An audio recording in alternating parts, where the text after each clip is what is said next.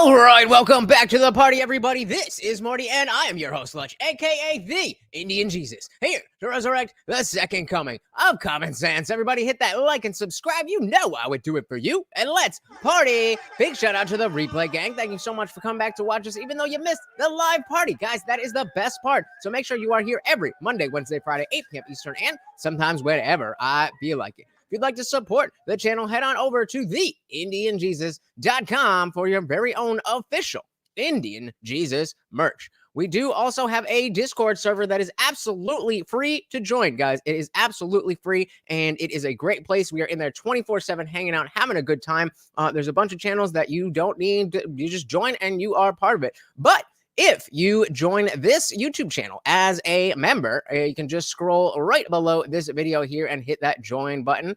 And not only do you get members only live streams here on YouTube, but it also gives you the full access to the Discord server. There's a bunch of other channels, including the after party. So as soon as we are done here every Monday, Wednesday, Friday for the full show, we go into the after party for we don't have to worry about the YouTube censors, and you are not stuck behind your keyboard. You are actually on screen with me and everybody else. It is a really good time. Come and join us. Shout out to Cat's Eye 2020. So I thought Brett was a man. Nope, that's Ben Shapiro. That's Ben Shapiro. Shout out to Zippy. Welcome, welcome, welcome. We also got Nick in the building. Good to see you. Good to see you. So, as you may know, we are in a little bit of a lull of a peak. This is peak news time going on. So there's a whole bunch going on, but it's all developing. So we're in a little bit of a lull, and there is absolutely nothing happening until Joe Biden does his speech tonight. So if one of the mods or somebody could let me know when that happens, depending on what's going on, we might switch over, check that out. But you know, there's just not much else going on, and I've been keeping this in my back pocket because I knew it would come in handy. Shout out to King Nirvana saying I was simp for Brett, and that is who we are talking about tonight while we wait for Biden. It was a couple months ago, actually. Brett Cooper was on Jordan Peterson's podcast, and they had a very interesting conversation. For those of you who don't know, she grew up trying to do Broadway and stuff, and then she is obviously the youngest person at the Daily Wire. And it always struck me as odd that, you know, she even when Candace was at the Daily Wire, Brett was never at the, I forget what they call it, like the backstage, Daily Wire backstage or fireside chat, whatever it is, where they're all in the same room, you know, having a cigar, having some whiskey, whatever it is. Candace was there while she was at the Daily Wire, but Brett is from what I mean, I don't pay for the Daily Wire, so I don't know, but from what I've seen, she's never there. So this is really the first time that I've gotten the experience to kind of dig into her story a little bit more deeply than her just talking about it on her own show. But I do enjoy her show, and I do think that she is a great role model for young women. And, you know, all this talk about, you know, repealing the 19th and everything. Hey, if we can get the women on our side, maybe we don't need to do that. So, as always, guys, if you cannot hear the video, please do let me know. Oh, and I almost forgot. So, recently, you guys helped me get Morty a treat. It was, you know, once I'm almost done with it, then we give it to Morty here. But he, as you can see, he's cleaned it out. So, I don't want to bring it out and tease him. I do have another one right behind the camera here. So, guys, if we make it to $50 tonight, then Morty gets a new peanut butter. So let's get those super chats, Venmos, Rumble Rants, whatever it is. Let's party. So you've made a big splash in recent years. That's what I've been told. Yeah. Yeah. Why? Why do you think that is? What are you doing that's working? I think I'm filling a niche that I myself wanted and that I was lacking. Growing up, I didn't have influences online that I felt like spoke to me, that shared my values, like a common young person with more traditional values. I did not see that, especially growing up in Hollywood. I was not surrounded by that whatsoever. I can imagine. And so when we created the comment section, when I came to Daily Wire, I wanted to reach young people in general, but I specifically wanted to talk to young women. Yeah. And is that fundamentally your audience? No, it's growing. It's becoming more female oriented, but it's always been more male dominant. I think that's just because more young men are on YouTube. That's a big thing to fight against, so to speak. Yeah. And I think the last time I looked, which is a couple of years ago, like YouTube was 80% Yes. male dominated. So it's hard to not have a majority male audience. And that's changing. I mean, there are a lot of women on YouTube and continuing to get into this type of content, but it's definitely male dominated space. My female audience continues to grow. And when I meet fans in public, when any member of my audience comes up to me, obviously I'm thrilled to meet all of them, and they're always such kind and interesting people. Oh, always, look what we got. share. All right. We are on already. We've got Joe Biden live. My vision. Let's see. How much did we miss?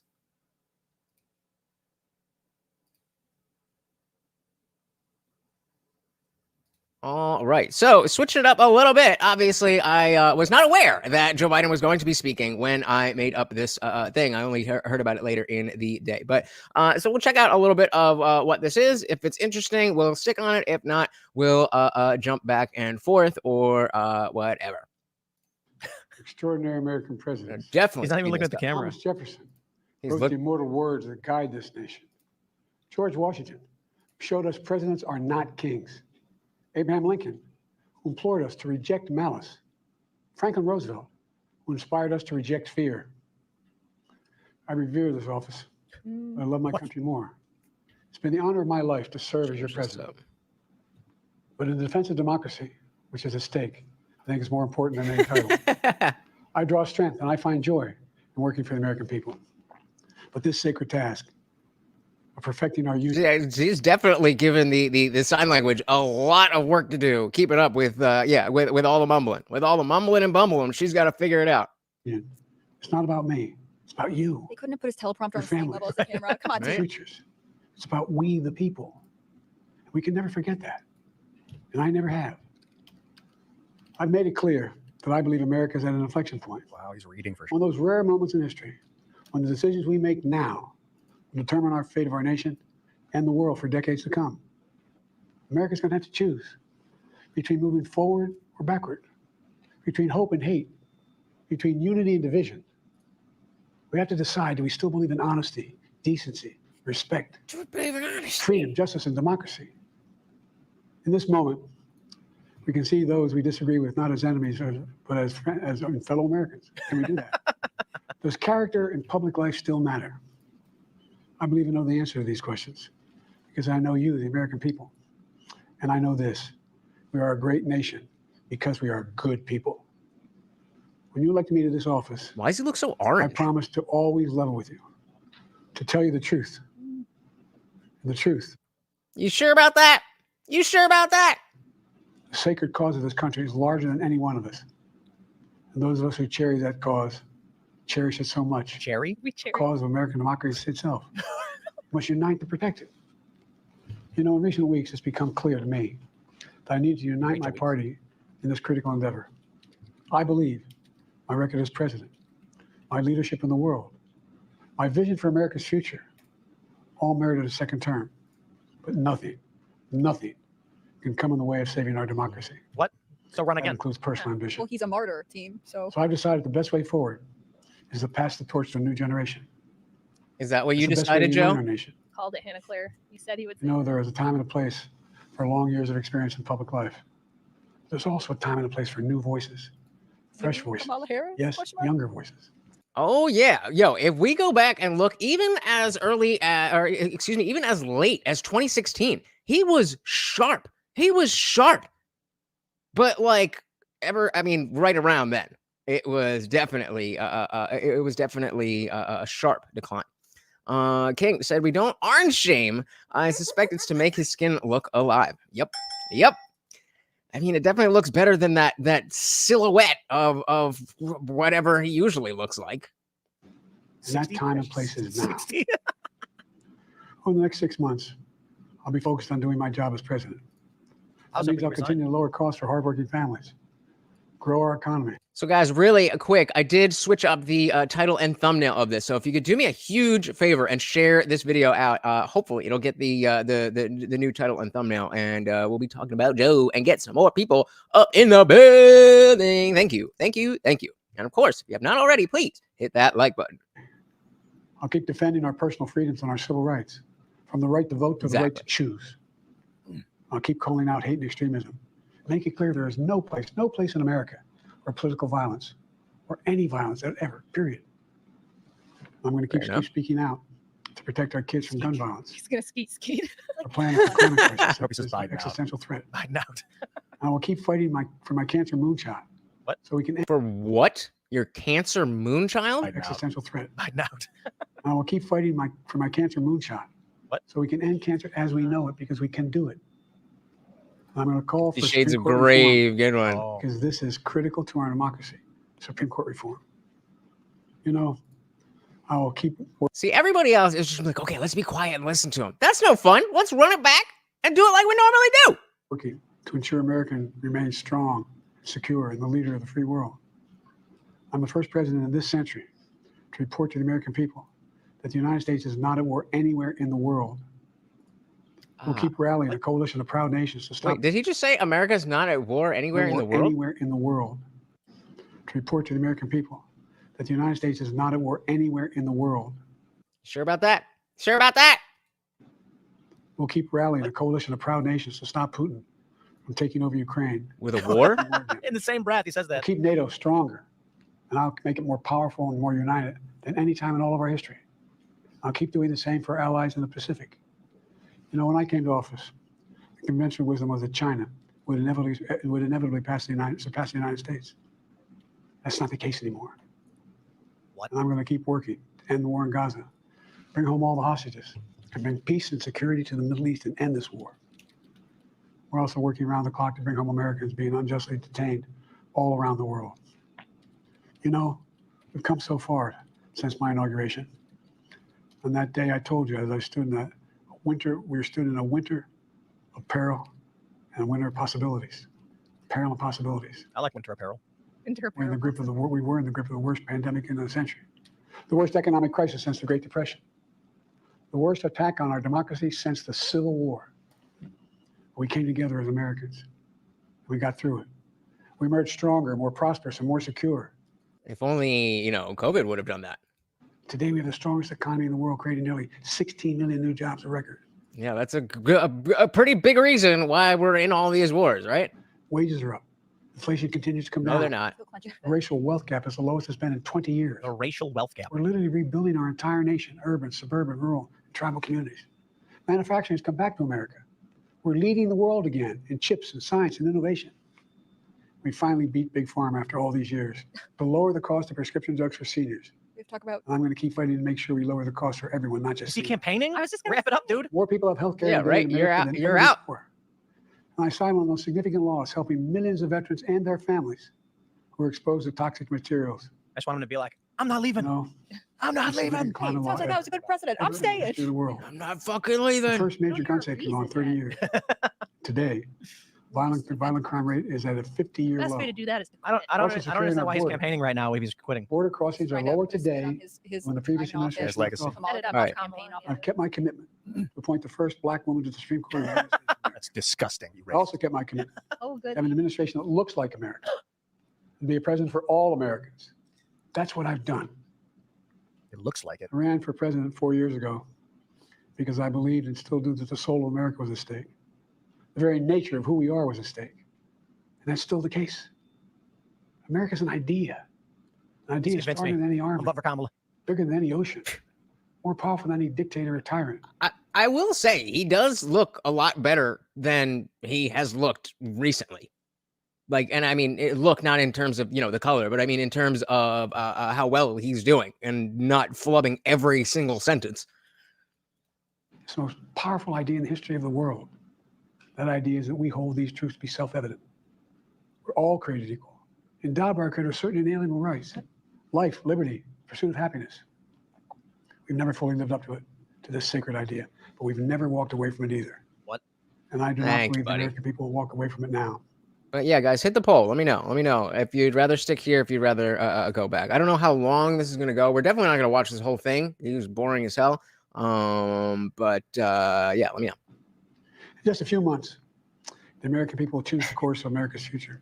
Crazy, he's been I made politics my for so choice. long, considering how stiff this I made is. my views known. I would like to thank our great Vice President Kamala Harris. She's experienced, she's tough, she's capable.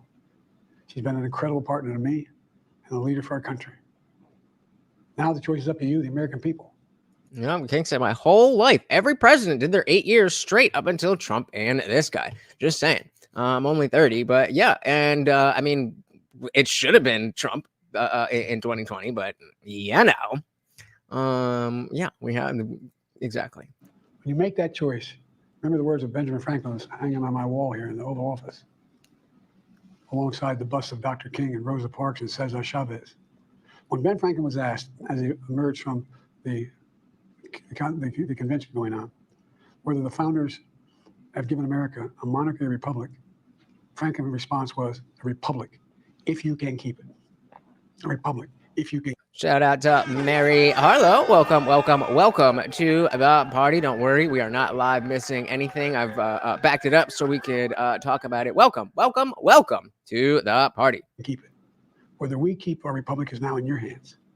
My fellow Americans, it's been the privilege of my life to serve this nation for over 50 years.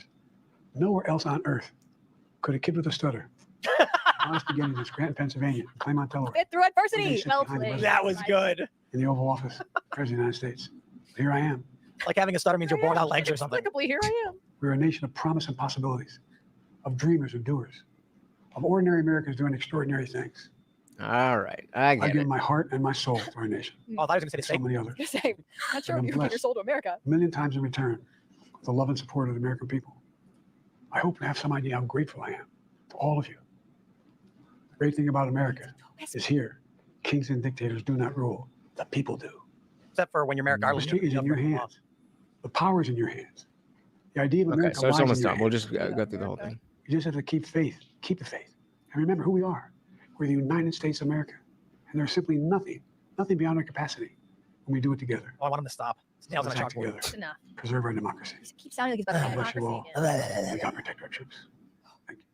All right. Pre-recorded? Or? All right. Ooh, What, interesting. pre-recorded? Definitely Recorded. not in Recorded. the White House. I mean, those trees behind him did not move at all. Right. The United States of America. And there's simply nothing. I don't know. What do you guys Except think? for when you're Pre-recorded or not? Pre-recorded or not? That is the next poll. So obviously, since that was a good 10 minutes, we can obviously go back and do what we were gonna do. But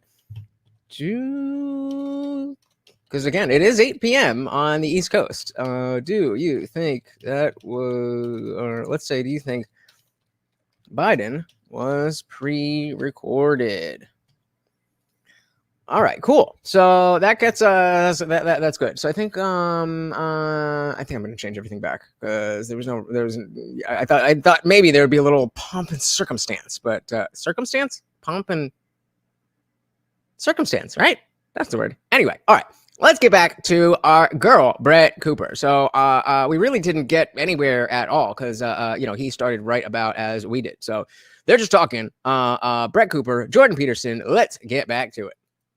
When I meet fans in public, Oh yeah, she was just saying that she wanted to be the channel and the role model that she didn't see. Young conservative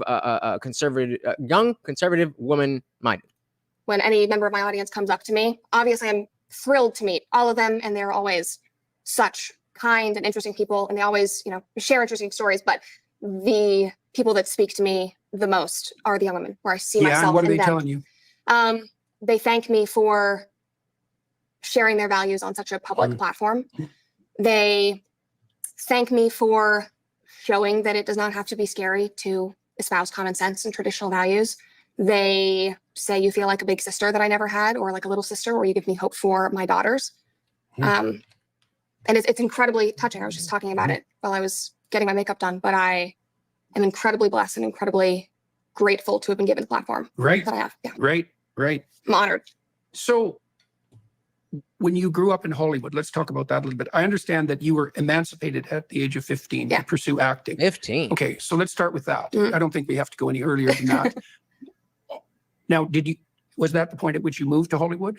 All right. So before we get back into there, I just wanted to update everything. Let's see what you guys have been saying. But yeah, you notice when it comes when it's convenient, it's a democracy, and when it's convenient, it's a republic. Whatever they want is what they get. I said sorry if I was a spoiler, but you will all know the horror soon enough. All right. I'll take your word for it. King said it's pre-recorded. They are not taking chances. It did sound like, I mean, to be fair, again, I wasn't paying attention to it like that, but it did seem like it was one take. So if it was recorded, at least he made it all the way through. But that's where the bar is at, right? That's where the bar is at. So he said he's had a few days of rest. So I think he can handle not gapping his way through stuff. I mean, yeah, it's just sitting in your office reading. But campaigning is like 20 hours. Yeah, it's a month, not a week. Not a month, a week. But yeah. So getting back to our girl here, King said, I just want to hold her hand. She purty. I think she is cute. I don't think she's like, amazing, but I think she's cute. All right, so we're moving to Hollywood. No, I moved to Tell Hollywood me when the story. I moved to Hollywood when I was 10. When you were 10. Started From where? From Chattanooga, Tennessee. Chattanooga. Mm-hmm. So you've been Okay, there? then I guess you have to start. I have to go back a little earlier. Well, I would say so.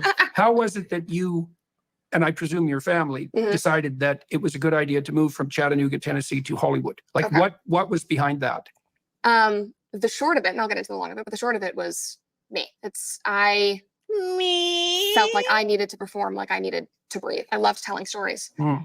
I loved being on stage. And And you had been on stage in Tennessee? yes, How? in a community theater. Oh, yeah, So okay. the first production that I ever did, and I started in theater, love musical theater, was being a munchkin in my brother's high school production of The Wiz. And they needed a couple of like younger siblings to get up on stage, do a little munchkin dance, and be in this high school production. Mhm.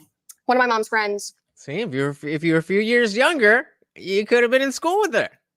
whose children also went to this private school, said, Brett's 6'5", would she like to come and be in this? I was terrified.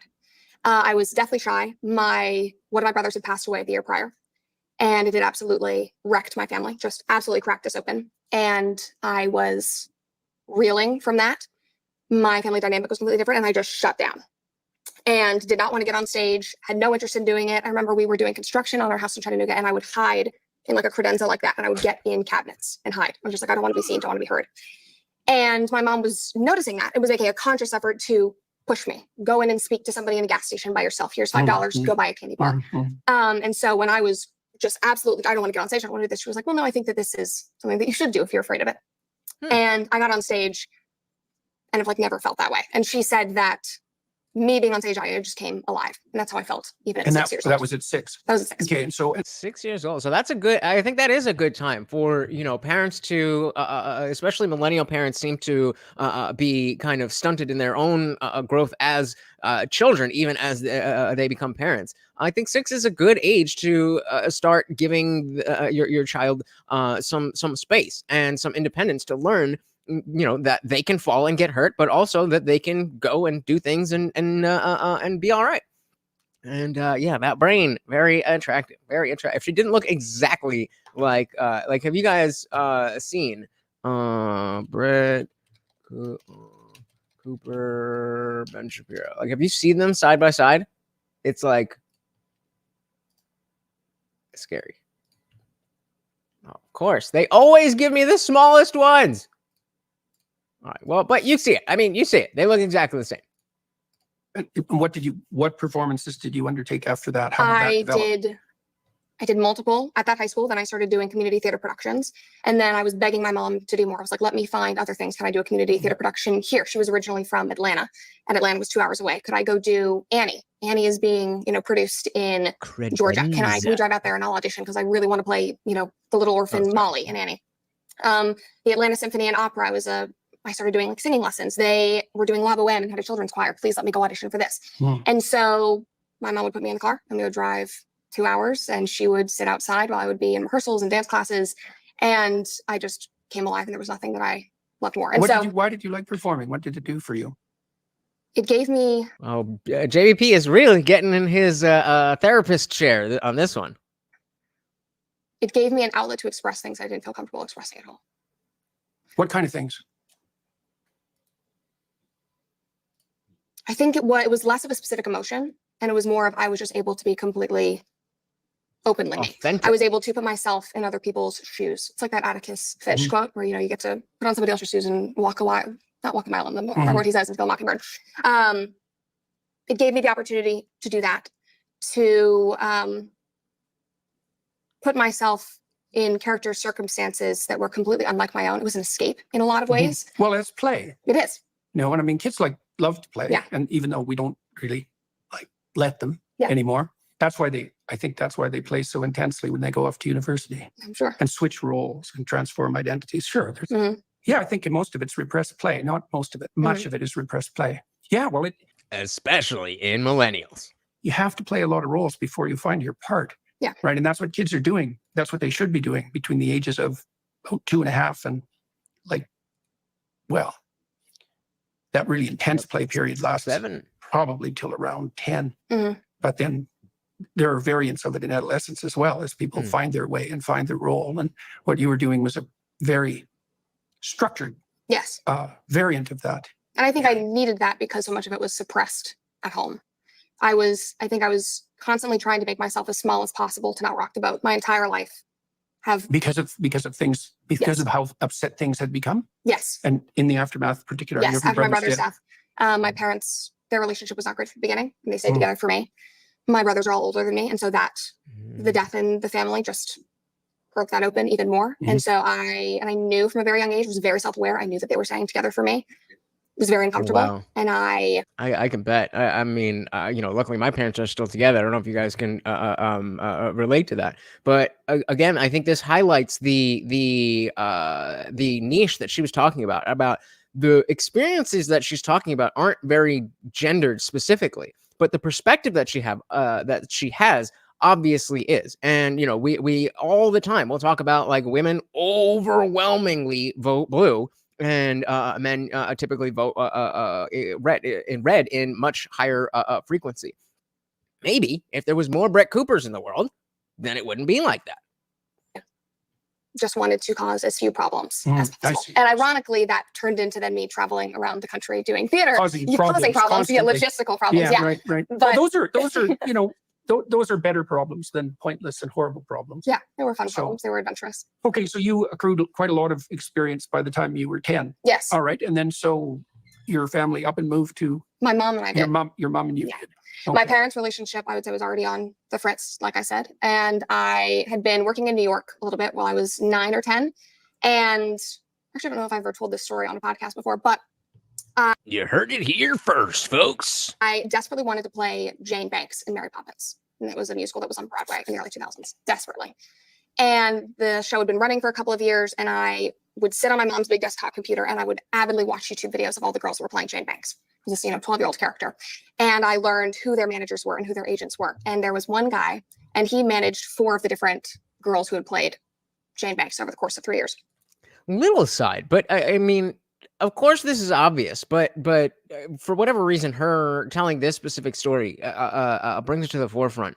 But the idea that from a very young age, kids, Zoomers are able to just have access to everything. And I think, there's obviously the pros and cons to that, but the ability to seek out a hobby or seek out an interest that you wouldn't otherwise find just hanging out with other kids or just going to the library or whatever. That's a really interesting aspect that I think, makes the Zoomers a little bit different. A little bit different. They have a little bit wider perspective of what's out there from a younger age. Just a little aside. And he managed 4 of the different girls who had played Jane Banks over the course of 3 years. I wrote him a letter, a handwritten letter. I said, my name is Brett Cooper.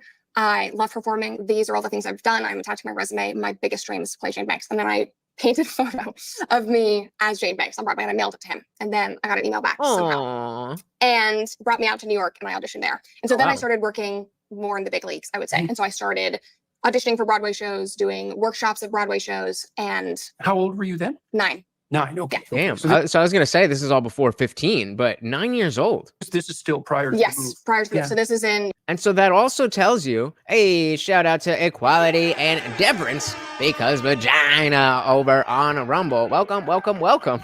Said Brett is a stupid name for a chick. I've got to agree, especially when you look like a famous dude. I got to agree. But, maybe I'm going to assume her mom didn't know about Ben Shapiro 20 years ago. But I agree. Welcome to the party. How old were you then? 9. 9. Okay. Okay. So this is still prior to the move. Yes, prior to the Yeah. move. So this is in New York. So you did And- all that research when you were what, 8? Yeah, 8 and 9. Hmm. And it was completely self-directed. Hmm. And I hit my growth spurt very young. And on Broadway, if you are under the age of 18 and you're playing a children's role, if you're playing a 12-year-old, an 8-year-old, a 15-year-old, they want you under a certain height limit. So the people in the back of the house can distinguish an adult from a child on stage. And so I think for Jane Banks, the specific role, and for most of the young roles at that time, it was 4'11". And I'd auditioned for Jane Banks time and time again, the national tour, the Broadway show. Somebody's, a girl is being replaced because, you have like a 6-month contract. And finally got to one where it seemed like it was going to happen. I was pinned and they said, come back in 2 months. It's going to be you and a few other girls. Over that 2 months, I had the biggest growth spurt of my life. Came back and I was way too tall. And I remember sitting up there and they literally measure you before you can go in and audition. And I was like, let me shrink myself as much as possible. That's hard. Yeah. King Nirvana got a dip. Thank you for hanging out, brother. You have a good one. Yeah, as if he's like, at least she avoided the Southern 2 to 4 name plus last name scenario. Tammy Lee Lynn. Tammy Lee Lynn. Shout out to King Nirvana. Thank you, brother. You have a good one. Prina. And measure you before you can go in and audition. And I was like, let me shrink myself as much as possible. That's hard. Yeah. And they said, no, we're not going to hire you. Not because of my talent or anything like that, but you are just too tall. I mean, you cannot. Sizeism, I would say. Yes, yeah. Definitely. Exactly. You were a victim. I was a victim of You were sizeism. So definitely a victim of at 9 years old. That's right. I feel you, girl. I feel you. And it was heartbreaking. It was crushing at 9 years old. And one of my best Well, actually, no, because she was too tall. I'm just always too short. friends at the time got the role of Michael Banks. So he was playing Jane Banks' brother, and it was crushing because I saw him, traveling around the country on the national tour.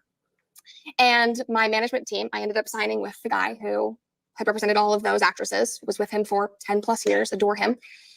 He said, you basically can wait until you turn 18 and then you can play adult roles, or you can go to Los Angeles and you can do film and TV. My mom said, absolutely not. She was originally born. Yes, Zippy. Indeed, she is a girl. Welcome to the conversation. So, Quality and Deference is asking how tall I am. Let's get a guess. Quality, give me a guess. If you had to guess, just based on what you could see here, how tall would you think? I've already given you a hint that I'm short, but give it a guess. Give it a guess. Let's see what the vibe is. Let's see what the vibe is. I'd love to hear it. Play adult roles, I'll tell you, but I just or you want to can hear go to you. Los Angeles and you can do film and TV. Oh, if only, if only, if only. Oh my God. She said 5'7". What I would give to be 5'7". Oh my God. I am 5'4", baby. 5'4", a short king in the building. So yeah, definitely get height discrimination all the time. All of those until you turn 18 and then you can play adult roles, or you can go to Los Angeles and you can do film and TV. My mom said, absolutely not. She was originally born in California. My brothers were all born in California. She said, I'm not going back. That industry, specifically film and television, is disgusting. I don't want my child in it. And I just begged, like, this is all I want to do. She said, oh God, you poor delightful midget. That's me. And I was homeschooled at the time already just for academic reasons. And I basically just laid it out for her. And I said, we have the flexibility. We want to be in Tennessee. You don't really want to be in this marriage, basically. And I this is all I want to do. And so she said, let's go and try it. And so we went there for 3 months. And she said, and we'll see if you like it. And I loved it. And there you go. Yeah, as we said, tall is bad for girls. Short is bad for men. It's dumb. So you Wolverine, more or less. Well, remember, Wolverine is short. Indeed. Indeed. Yeah, and Quality says, and you're a good sport, even better. You gotta be. You gotta be. If you're gonna be this short, you cannot cry about it, because ain't nobody gonna care. I mean, like, at least, like, I am legitimately short. Like, if I was 5'7", I'm like, oh, nobody likes me because I'm so short. Like, it's like, okay, like, maybe you do get overlooked. Like, and, yeah, I mean, it is what it is. I know. I know. I got it.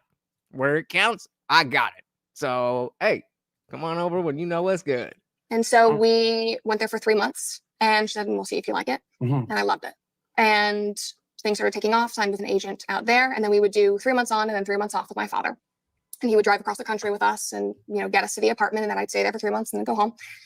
And then I think at 14 was when we permanently moved out there. And then I emancipated We myself. mean you and My your mother. mother again. Yeah. And so what were you doing in Hollywood between 10 and 14? Auditioning and doing small roles on different TV shows and short films and training That's the biggest part of being an actor, is that you are in acting classes 4 times a week. You are doing singing lessons. You are dancing. You're building your skill set. I remember, you know, I had to do. So put a 1 in the chat if you saw Quiet on the Set, the docuseries that followed, or not followed around, but took a look at the Nickelodeon shows and Dan Schneider and the other 2 guys that were on that. What was the show? There was Zoe 101 and iCarly, I think, were the 2 big shows other than all that. Yeah.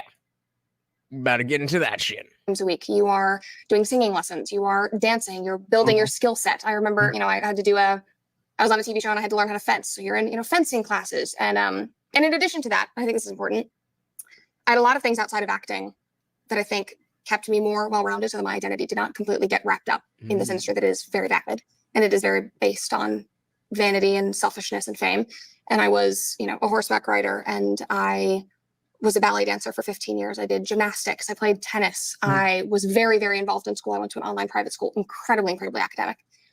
Wow, that's a lot. That's a lot. And I guess I never really thought about, if you are, especially as a younger person, whether you're, you know, a child actor or just, you know, young and going into adult Hollywood, the notion of having all these skills. You know, you see that, you know, obviously a Jackie Chan type person is, you know, they're going to be able to utilize their martial arts. Somebody like a Jack Black or Ed Helms is going to sing in everything. Somebody like Kevin James or Jim Carrey, who is very physical, is going to be able to bring a lot to a role, and learning how to do all those things individually is got to be a lot. So you need to meet my buddy B-Man. I think he's the same height as you. You guys can actually know what it's like to look someone in the eyes. Well, I mean, Akon was like 5'6", so that we were kind of like we were the short guys together. You know, we were both short dudes, and you know, 5'6" and 5'4". When you're a normal height, you're not really looking at the difference. But yeah, hey, I'd love to meet him. Tell him to come through. Quality's got to go to work. Thank you so very, very much for coming through and guessing that I am a giant at 5'7". Unfortunately, that is not the truth, but you have a good one. So yeah, if you did not see Quiet on the Set, I think it's like a 3 or 4 part docuseries, and they kind of just go through stuff. And I'm trying to decide if I want to. I feel like at this point, if you haven't seen it, then you don't care about spoilers. So like the big drop is at the end of the first episode. Then Josh Peck comes to sit down and tell his story. Not Josh Peck. What's the other one? Drake Bell. This guy, again, always the tiny one. This guy comes on the comes and sit down and tells a story about how he was not treated very well at all. And so all the stuff that like Corey Feldman was saying, obviously we know Epstein, all that stuff, but it was really bad at Nickelodeon. And as bad as all the stuff that we saw with, you know, things that look like cum shots in kids shows and stuff, like, yeah, that was bad. There was the obsession with feet and the environment where it's okay to make adult jokes, even though there's kids around, all that kind of stuff. That was the worst of it. So I either way, I definitely suggest that you take the time to look. Like I said, it's only 3 or 4 episodes, and it's extremely interesting. And most of us grew up watching a lot of this stuff, and you know, I don't think it's enough to just be like, oh well, I want to preserve my childhood. Like, you kind of got to know what's going on. You kind of got to know what's going on. But yeah, she's about to get into. Well, actually, how far away are we? Yeah, we're getting into that right now. I would say my identity was honestly more wrapped up in my education at that point in my life than it was in acting. And acting was just something that I got to do. And was your mother facilitating all of this? Was she helping you out? Yeah. Right. So you enjoyed your time in Los Angeles between 10 and 14? I loved it. There's been a lot of rumors about child actors in Hollywood recently. What do you make of all that? Well, it's all true. So what happened? What did you escape unscathed? I did. I would say I saw a lot of it. What did you see? For example, I worked on a children's TV show on a major network. And Ooh, so let's see. Oh, hold on. Let's see. What shows did Brett Cooper work on? Let's see. So we want all credits, right? All credits. Okay.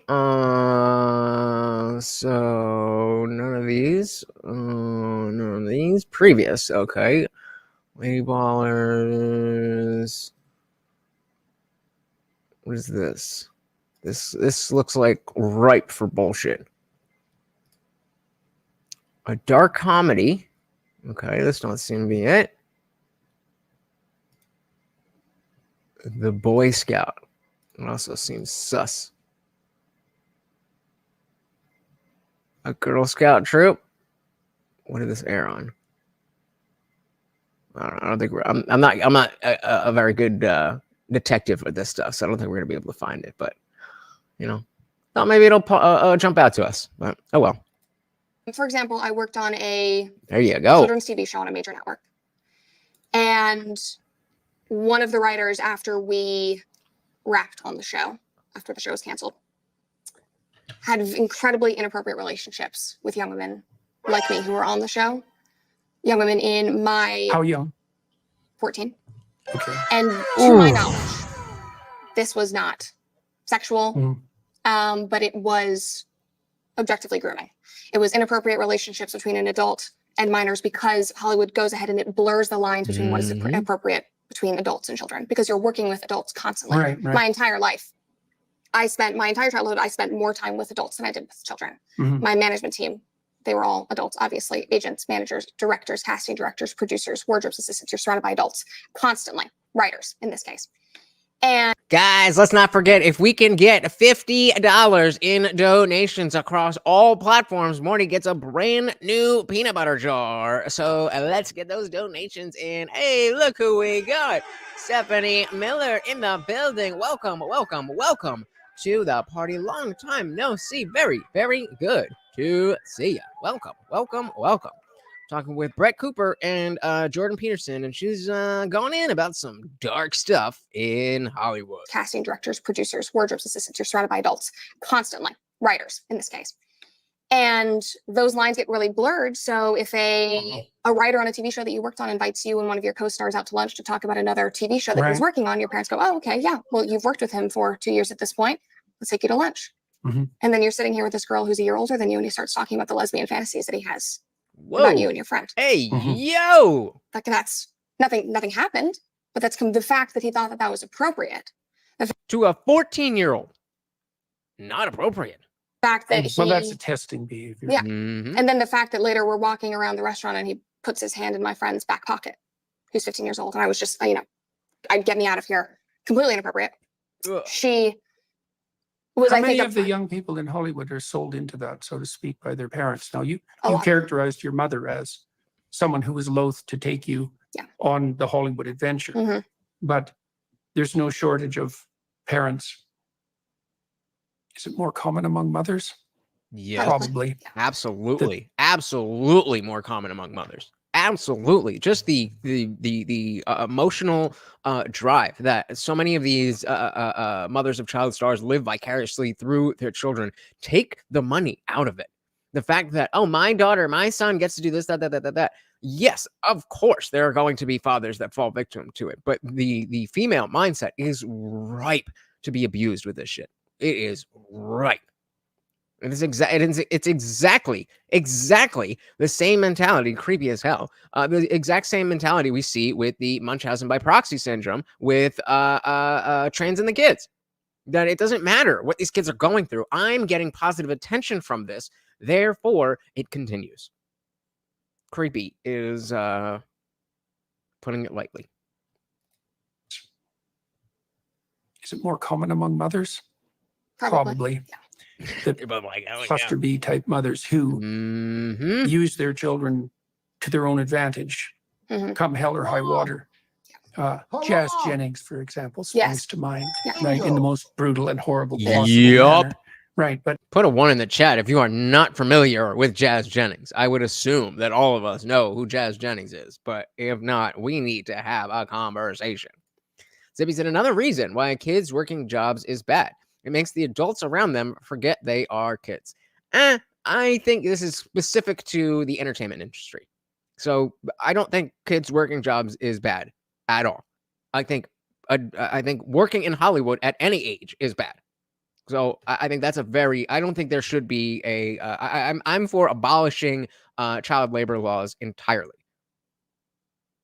If you're 6 years old and you want to put up a lemonade stand, go for it. If you want to work at dad's store stocking shelves, go for it. There's no reason that we need the government to say that, obviously with parental consent, that you can't let your child do work. I'm good with it.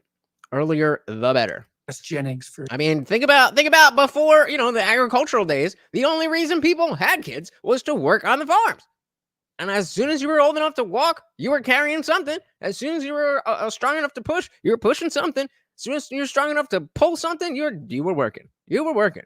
So let's not confuse Hollywood with working in general. For example, Yes. springs to mind, Yeah. right, in the most brutal and horrible It is. possible manner, right? But you can see a lot of this. Okay, yes. So, regrets is an interesting way to put it. So, yes, if Jazz Jennings started the transition process at age 14, I believe, double mastectomy at 16, I believe, again, fact check these numbers, and bottom surgery at 17 or 18, I'm not exactly sure.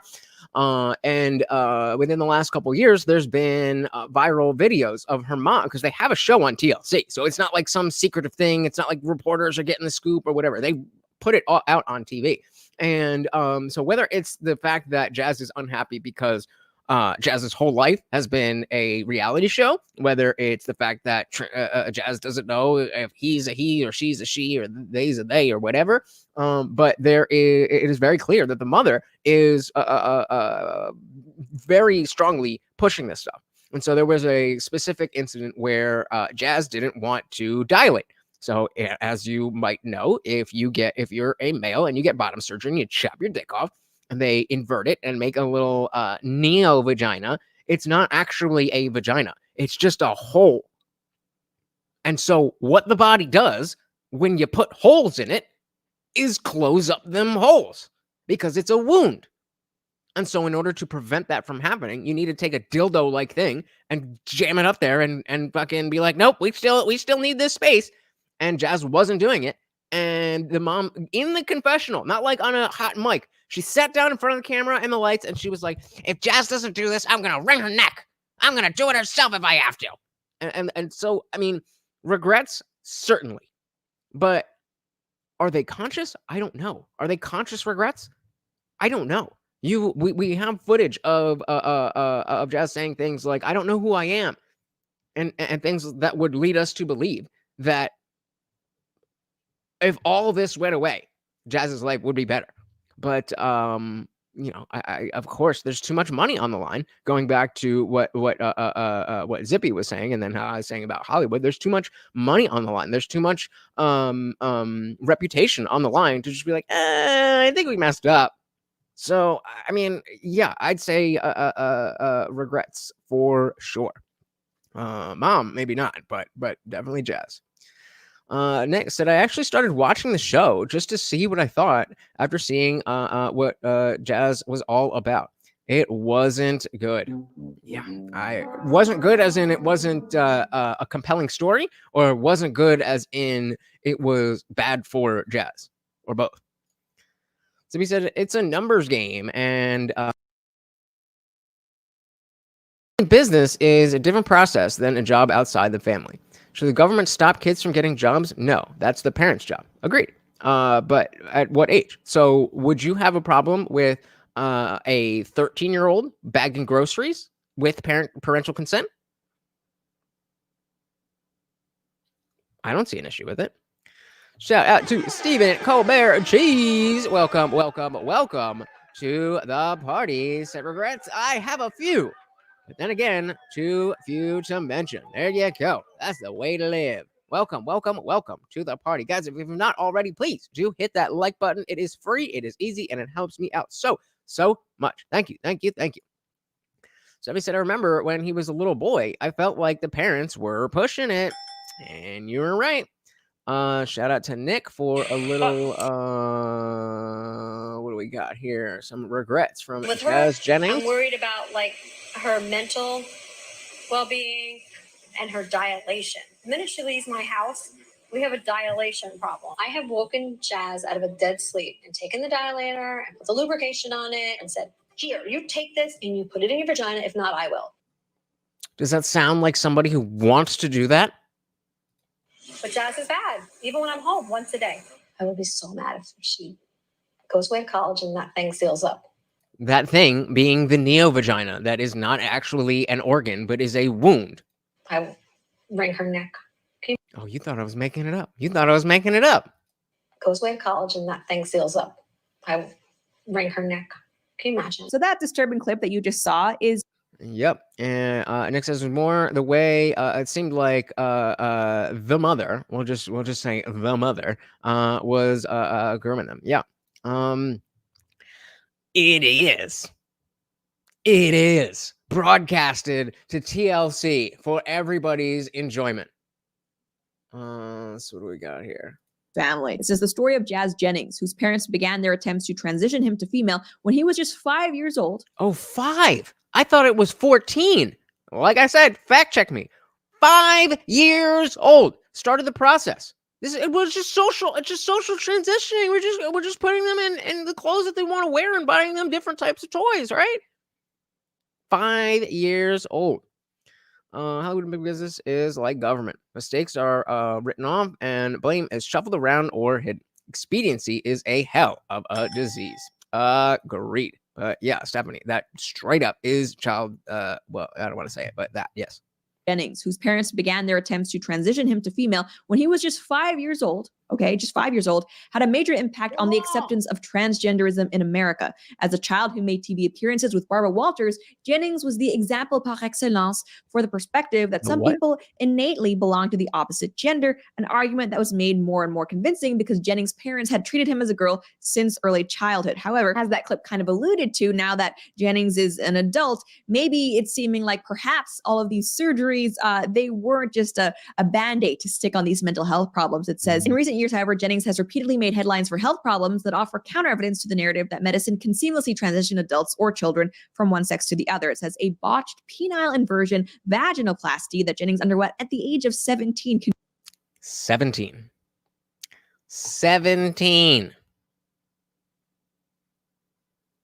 That's a minor. But don't worry, guys. This isn't happening. You can watch the entire series on TLC. But don't worry. It's not happening. So he said, I remember when he was real little. I just wasn't sure when it medically started. So yeah, apparently sometime between age 5 and 17, the puberty blockers started, because you don't get to the surgery without doing all the other stuff first. And it's so sad how people, for political reasons, want to deny the notion that this is a real thing, that there's a social contagion aspect to this.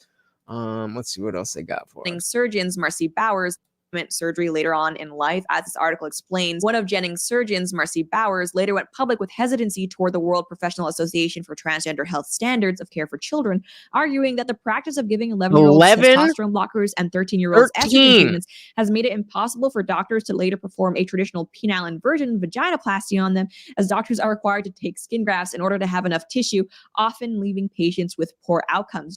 So even to get as good as a situation as Jazz Jennings, then you need to wait in order for there to be enough penile, what do they say, tissue to invert it and make a thing.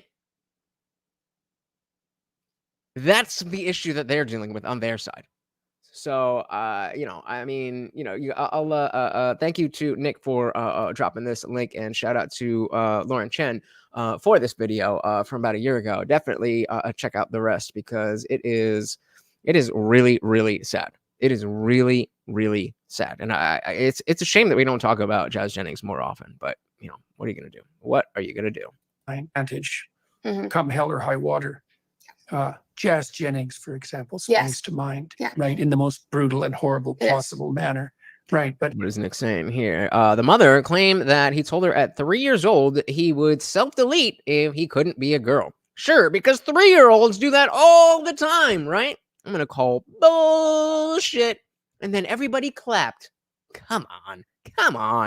You can see a lot of this on social media. Parents pimping out their children, transforming them as well. And then proclaiming their moral virtue in consequence of the transformation. My child is very, very deviant, but I'm such a wonderful person that I still love them deeply. Right. Me. But it was them in the first place that pushed them in that direction in the first place. And then you might say so. Yeah. And I think another example, did you read I'm Glad My Mom Died by Jeanette McCurdy? No, I haven't read it. So this is the co-star, I think you would say, on that show, iCarly. She was, I would say the main reason that Quiet on the Set ever got made, and that the Dan Schneider stuff, the Nickelodeon stuff, got leaked is largely because of this girl in her book. And I think another example, did you read I'm Glad My Mom Died by Jeanette McCurdy? No, I haven't read it. Fantastic. And that I think is the most incredible example of what a lot of these younger people. Jeanette McCurdy. She's from iCarly. Jeanette, yes. You haven't talked to her on your podcast? No, I have not. Why not? I believe she talked to Michaela. Okay. It was just an incredible book. I remember I read it last year when it came out, and I was just tears reading it, because these are the stories of the people that I grew up with. You need parental permission to go on a field trip. You need parental permission to play contact sports. But all of this, nope. Parents, who cares about parents? Things that I saw but was protected against. My mom was very wary about me being involved in this industry, and she was a shark. She set firm boundaries. She was always watching. She was always within eyeshot. Right. So you had a guardian. Oh, yes. Right. And the other thing that I think was incredibly important that she did was, again, like I said, I had so many other things going on in my life, so my identity was not wrapped up in this industry. I never connected it to money at all, because my money was put in savings accounts. My parents never touched it. My mom never touched it. The state takes 15% of whatever a young actor makes and puts it into your Coogan account. So if you are in a situation where your parents are exploiting you, at least by 18, you have some money. So real quick, I don't know if it's the Coogan account. I don't know the exact details. I think it was Macaulay Culkin, but it was probably, I might be mixing that up. But basically, just a law for child actors so that their parents don't screw them out of all the money. Obviously because they're young, then all the money goes to the parents. But if you're in Hollywood, then a certain percentage goes into an account that the money can't be touched until you're 18, and it's your money. Never touched any of that, and never wanted me to connect Hollywood and making money, because I would see, she saw people in my circle, these kids, they would, do an episode on a TV show, and then their parents would go out and buy 6 American Girl dolls, and they would buy a fancy new car for the family, and the parents would take a huge vacation that the kid at 8 years old paid for. Right. And I think she mentioned something before about how her identity wasn't wrapped up in being a Hollywood star. I think that is probably the biggest thing that is going to make the difference. If you are a child star, or child actor, or maybe not a child star, but working in as a young person, then understanding that this isn't everything. Because for adults, that's the temptation, is to just throw yourself in, and you have resources to do that. So I think as a child, when you are a little bit more insulated from that, and then you develop an identity beyond that, a personality, which again is the thing that people forgot how to develop and just picked up an identity, a gender identity, then you're going to be much better off. Nixon, Gary Coleman was the first I remember hearing about having a situation like that. Yeah. Gary Coleman, the what you talk about was that guy, and was he was a kid when he started, right? I don't remember the exact. I don't remember the timing on different strokes. But it was a kid when he started, and then actually that's a good question. That's a good question. How old was Gary Coleman? So okay, yeah. So he started when he was 10, and then that show ran for a while. But he had that disease, that disorder, where he just looks young forever. But yeah, apparently he got screwed. And I mean, we all know what you talk about, Willis. I almost had that. I had that on my soundboard for a while. And yeah, he was young, and the money just goes. Girl dolls, and they would buy a fancy new car for the family, and the parents would take a huge vacation that the kid at 8 years old paid for. Right. And my mom always wanted to ensure that I stuck in this industry because I loved it, because I couldn't live without it, because I loved telling stories. And at least once a month, she would say, "Are you sure you want to do this? Because if you ever want to stop, we'll stop. I don't care how much money we've invested in your acting classes and your dance classes. If you want to stop, Good if you want mom. to go home, Good we'll pack mom. up and move to Tennessee." What made her so sensible? Good question. She's a brilliant woman. She's incredible. She's one of the most resilient people I've ever met. Mhm. She has been to hell and back a million times. Her first husband passed away. Her child then passed away. Mhm. I hope they dig into that a little. I'm just curious how having a death of a sibling, that's a very unique type of experience. And I forget the context. I think it was just a stand-up comic on TikTok. But they were telling a joke about how their sibling had died, and then their mom self-deleted. And the punchline of the joke is like, well, that's the worst way to find out that you're not the favorite. And just that dynamic. It's just like, obviously, the family is shattered. Obviously, the parents lost a child, but you're still there. So how do you do that? That's whew. To hell and back a million times. Her first husband passed away. Her child then passed away. Mhm. My older brother, in light of my brother's passing, has severe mental illness. He's permanently in a psychiatric facility for schizophrenia. Damn. Very, very hard marriage with my father. Very, very hard upbringing, where she was often the black sheep. Mhm. She is very comfortable being non-traditional and doing things that would be considered unconventional in whatever circumstance she's in. So how did you end up with traditional values then? Because she's very traditional. But I realized that as I said that, I contradicted myself. Well, she is. Yeah, and Stephanie brings up another great point too, that adult women will have barriers, roadblocks to getting their tubes tied. Adult women. But kids want to destroy themselves, and no problem. You already got a kid. You are an adult person who has decided, I am happy with the life I have. I don't want another child.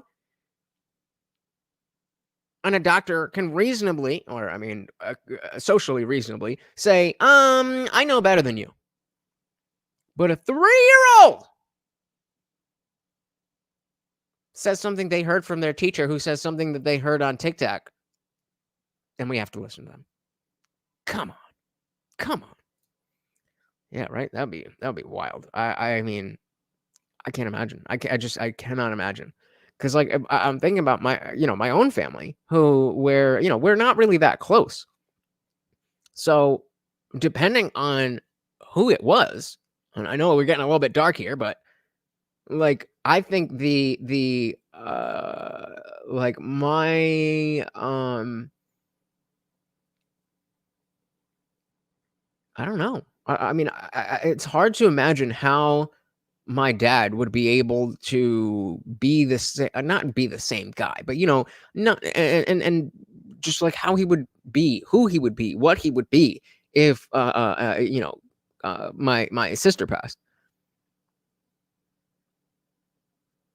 And I know that my sister and my dad are a lot closer than my brother and my dad. And so then what happens if what were to happen if obviously, we don't want any of this to happen, but if my sister were to pass and then my dad it just goes crazy because of it. I'm the middle child, so I already know I'm not the favorite. But where does that leave my brother? And I don't know. It's just wild and crazy. 70 says, how do you know that at 3 or 5 or even 10 that you want to be the opposite sex? How do you know at 20 or 50 or 70? How do you know what it's like to be something you've never been like? You know exactly as much what it's like to be the opposite sex as you do what it's like to be a rock. It is exactly the same amount of familiarity. You have zero familiarity with living as the opposite sex, same as you have zero familiarity with living as a rock. It's insane. Nick said, I was only 2 when my dad died, and I have memories that I shouldn't. Some good and some bad. Yeah, that's sorry to hear that. And that's life, right? It gets tough. It gets tough. All right, let's get out of this darkness. Values then. Because she's very traditional. I realized that as I said that, I contradicted myself. Well, she is willing to be unconventional in the given circumstances. So in Hollywood, so she's daring. She's daring. Mhm. And the majority of people that we were surrounded by where parents were pushing their kids into this. Yeah. She was willing to be the one that says, no, my kid is not doing that. My kid isn't doing this kind of project. My kid is not going out for this project that is run by a producer that we know has, a bad track record. Right. She was incredibly involved. Right. Well, so fundamentally, I mean, the case you're laying out, it's always useful to look at situational determinants of unfortunate outcomes, let's say. And, the first thing you said was, well, there are kids working with adults, and so the lines are blurred. And okay, so that sets the stage. Yeah. And then you can imagine that within those relationships, there's no shortage of people always whose ability to obtain intimacy, like in a relationship or sexually, is like stunningly compromised, right? And so those people at minimum are going to, like, just as a consequence of their inability, are going to be looking for opportunity and maybe not even that good at distinguishing an appropriate from an inappropriate opportunity. And then there's the ones that are really bent because they're resentful and because they're isolated. They're actually looking for innocence to subvert and destroy. Those are the more people who tilt more in the explicitly narcissistic and sadistic direction. And yeah, so Nick says it's going to affect anyone, but the younger you are, the more likely it is to mess with your head. And so that begs the question, if it were the opposite way around, because my mom and my brother are a lot closer than my mom and my sister. So it's like if my brother passed away and my mom, lost it. Again, what would that do to my sister? I don't know. Just thoughts spinning. the more people who tilt more in the explicitly narcissistic and sadistic direction. And your circumstance was such that you had a mother who was watching out for you. And so that instead of a mother who was complicit and exploiting you. Who turned a blind, Now you said you had a growth spurt when you were how old? 9? Yeah. So how physically mature were you by the time you were 14? That's a weird question, bro. I mean, okay. Okay. I'll just let it play out. That's a weird question. So how physically mature were you by the time you were 14? Relatively. I always looked older for my age. Yeah. Why? That's another thing that blurs the lines, of course, right? Yeah. And if you're around adults and you learn to act like an adult, you're going to also present yourself, in a more mature manner. Yeah. And if you physically look like one, I mean, Well, that's should go ask him. It makes it very, very complicated. However, it just shouldn't. What did you do? Do you think that so often girls, bully victims in general, girls who are subject to exploitation are not very good at subtle signaling. They don't know how to say no. And as much as we have denounced Destiny on this channel, this is one thing that I've heard him talk about more than anybody else, and more directly, the notion that women in general, but especially as JVP is talking about women who have been exploited or are ripe for exploitation, the ability to say no, create boundaries, and hold to those boundaries. Women are not good at that. And that is a gap in the I don't know exactly why it's there. It certainly has a lot to do with feminism and has a lot to do with the lessening of the value of men in the home, and learning to dig into those masculine qualities when you need them.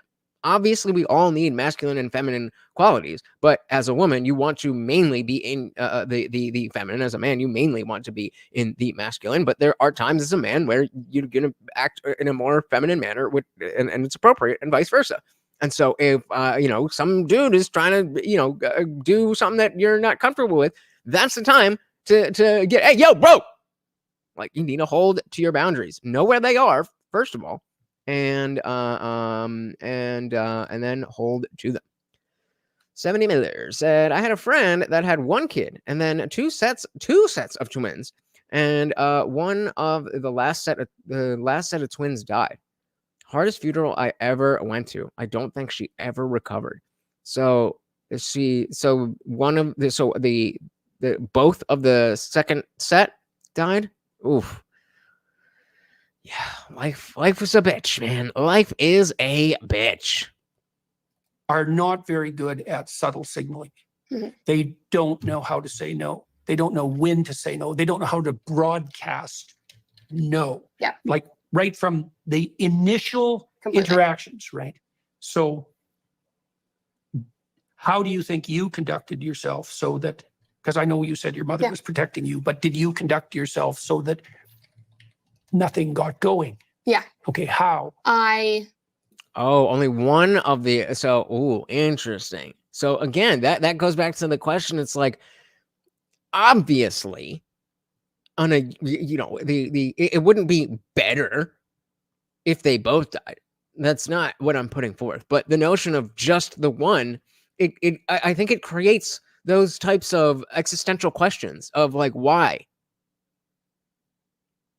I don't know. That's a tough one. And I personally am, I'm lucky in the sense that I don't really have a lot of experience with people close to me passing. But of course, I grew up never having gone to a funeral, and then my best friend in the world, who was closer to me than anyone in my family, was snatched from me. But yeah, I don't know. It's a tough one. It is a tough one. Well, shout out to her. Let's drink to her. Dilly dilly. Dilly dilly. Dilly dilly. Dilly dilly. Dilly dilly. Dilly dilly. Dilly dilly to her and her fallen child. Which one grew up wondering if the other one be the same or not? Oh yeah, that sounds terrible. I can't even imagine. Nothing got going. Yeah. Okay, how? I would say just intrinsically, I'm very self-aware and have been for a long time. And I think that is because I had to grow up very quickly in terms of my family. I was just very aware of everything that was going on. You also said you didn't want to cause trouble. Yeah. Unnecessary trouble. Yes, unnecessary trouble. But I don't think that means that I was not willing to stand up for myself, because in situations that were this severe in terms of my safety, my innocence. Anyway, I think that I was very self-aware. And then it goes back to my mother. Again, when we moved out to Los Angeles, she knew everything, all the rumors about Hollywood, the casting couch. She put me in women's self-defense against sexual assault classes. Based. When I was 10. Based. And I did those classes until And that was useful? The most incredible thing I've ever done. Hands down. Where's Guantech? I mean, Guantech would be like, hell yeah, everybody, put your kids in martial arts, put yourself in martial arts, get yourself trained. I think that's the biggest thing anyone can do, man, woman, child, or otherwise. Can you be man, woman, child, or otherwise? I mean, technically, I guess they say, but you know what I mean. Anybody, that is the best thing you can do. I was still, as soon as I can build this channel up enough to quit my job, I am so excited to be able to create a weekly routine where I can fit in time to work out and cook properly and do martial arts and all that stuff. Right now I'm just not in that position. I mean, I could definitely make it work, but we all got our shit. But I can't wait. I can't wait. Nick said, I bet that was harder than people would think if they hadn't experienced loss yet. It changes you. Yeah, it definitely does. And I mean, I think there's something to, when you're younger, if you have, your grandparents pass away when you're a toddler, or your great aunt is around, and you experience this thing and you don't quite understand the gravity of it, but then later in life when it happens, then you have a frame of reference. I was 23, and the only funeral I ever went to was the father of Akon's friend. And so, I mean, I knew him. I knew the guy. I'd met the person who died once. It was a friend of a friend, but like, it was just kind of ceremonial and just to, to be there for that friend, more than, something for me to be able to grieve. I didn't have to grieve that person. I didn't know that person. And then just hit me like a brick wall. Zippy says, discipline and self-respect. Martial arts is amazing. Yes, sir. Because I get what she's saying, because I had to face things at an early age. I was always more comfortable with adults than kids my age. Yeah, I think that, again, what she was talking about, stealing innocence. I think there's a lot to be said about, even if you do have to experience those things as a child, then if you have people around you, if you have a support system, your parents, your siblings, whoever, then, you can find a way to get introduced to it. And, it's never easy. It's never easy, but, I don't know. It's tough. Zippy's out. All right. You have a good one, brother. Glad to see ya. So I think I'm understanding why he asked that question about physical development. Yeah.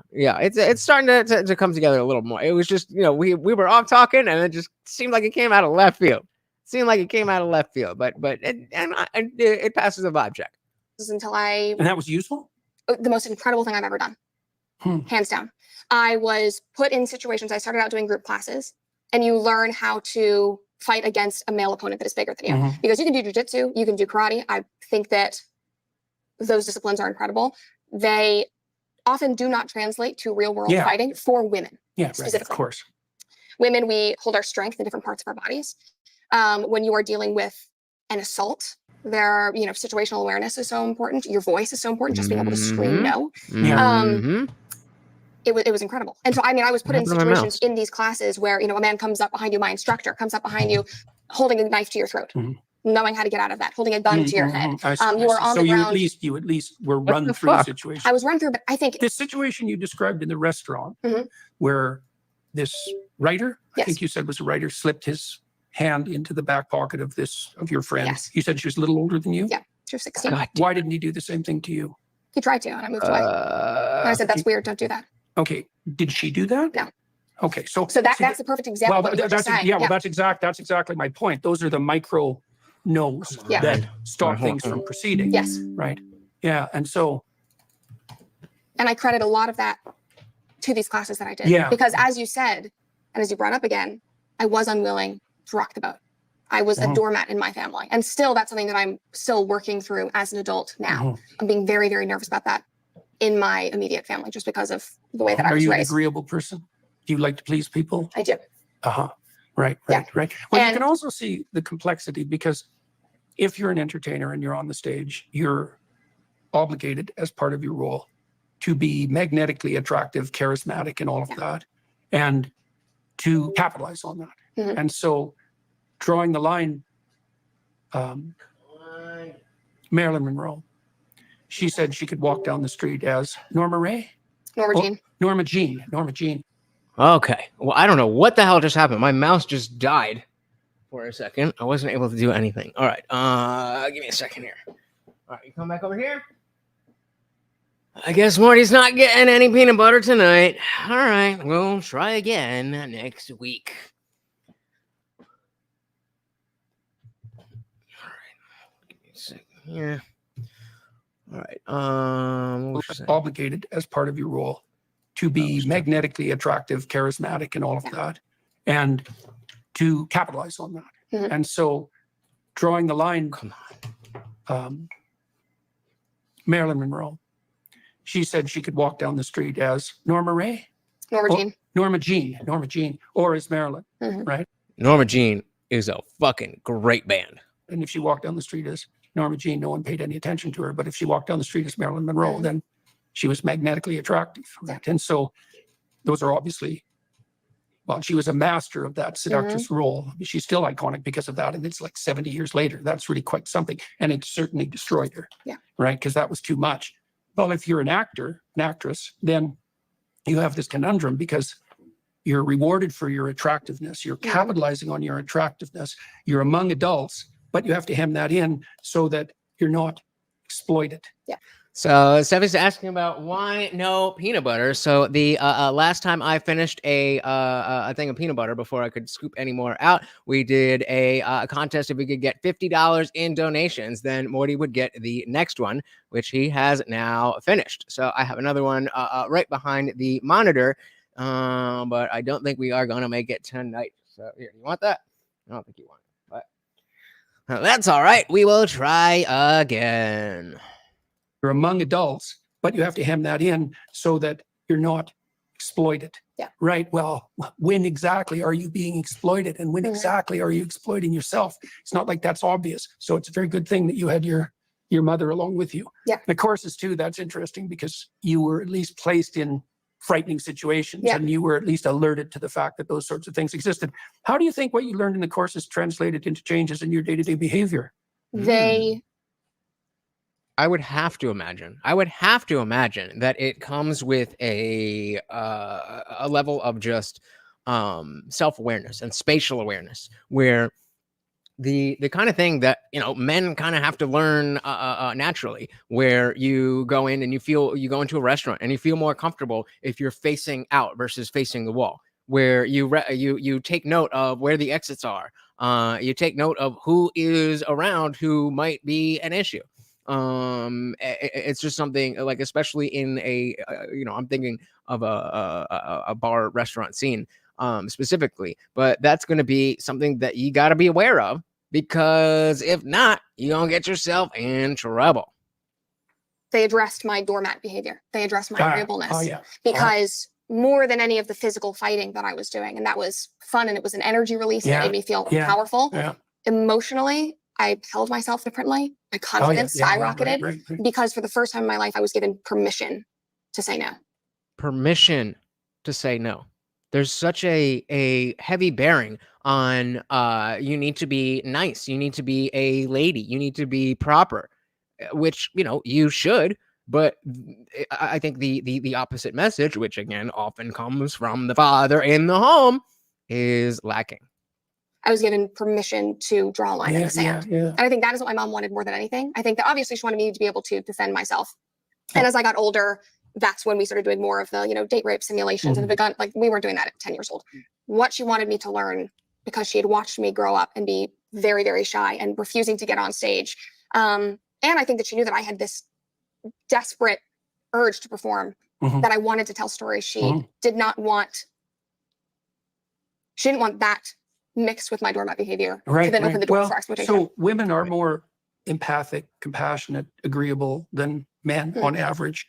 And from what you've told me, you tilt more in the agreeable direction. And the problem with being agreeable, one of the problems with being agreeable is that your agreeable people feel the pain of others quite acutely, like literally. So I'm an agreeable person. So if I'm watching you in pain, the same circuits that are mediating your pain are active in me. Now, if I'm not so agreeable, that doesn't happen. And that makes it easier for, what does that mean? Well, the downside is it makes it easier for me to be selfish because I don't give a damn about my effects on other people. But the upside is I can tell you to go to hell when it's necessary and I don't care what your response is. Now, I worked with a lot of women in my clinical practice who were like sequentially abused. And one of the things I noticed about them was that, well, first of all, they generally were very badly socialized and so had no idea where to draw those initial lines, and that's what continually got them into trouble. But they're also very unwilling to reject and to say no. And the reason for that's obvious. Like, if you reject someone, if you say no to someone, if you stop their advances, you're definitely going to do something like offend them or hurt their Yeah. feelings. And so, and if you're an agreeable person, that's a very difficult It's thing the to worst do. thing you could Yeah, do. yeah, exactly. A disagreeable It's person will soul just say, crushing. Yeah. a disagreeable person will just say, well, no, and I don't care what you think about it or feel about it. Like, screw off. Yeah. Right. And that's not feminine. And so that skill doesn't arise until the situation does. And it's like, oh, I don't have that skill. I guess I'll just go along to get along. And you need that. You need that, especially if you're attractive, especially if you're charismatic, or especially if people are coming at you for a variety of reasons. There are kind of two main reasons why people go to therapy. One is to deal with negative emotion, let's say depression and anxiety. The other main category is to learn how to stand up for themselves. That's why I Learn went to to say therapy. no. And how are you at that now? I'm much better. How are you at contractual negotiations? Much better. Yeah. Much How'd you better. do negotiating with Daily Wire? I think I did pretty well. Did you do great? I think I did pretty well. I've gotten better Yeah. since then. Are you broke? Yeah, it's good to surround yourself with sharks as long as they're not like gnawing on you. Yeah. But it's been Have you had good agents? I've had great agents. That's good. Yeah. That's good. So I've you've had had, great- you'd I've have had- had people other than your mother that I have been have. on your side? Yeah. Long-term relationships with them? Yeah. Oh yeah, that's a good deal. And All I think one thing, and I think we're gonna talk about this later, but another thing is my now husband, Mhm. I think has probably been the most influential in that. How long In have you known him? 2 years. Mhm. So I just And got back 3 weeks influential ago. in what way? In encouraging years. me to stand up for myself. Mhm.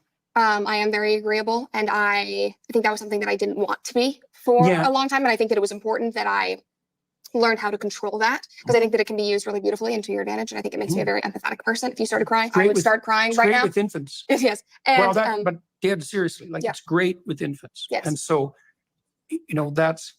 that's the place where agreeableness most appropriately manifests itself. And it's partly because, think about it this way. Mhm. When you have an infant, especially in the first, let's say 9 months, it's not quite that long, but it's certainly the first 6. You have to agree with everything, Mhm. right? Mhm. Every single demand that new creature makes, you are obliged to say yes to.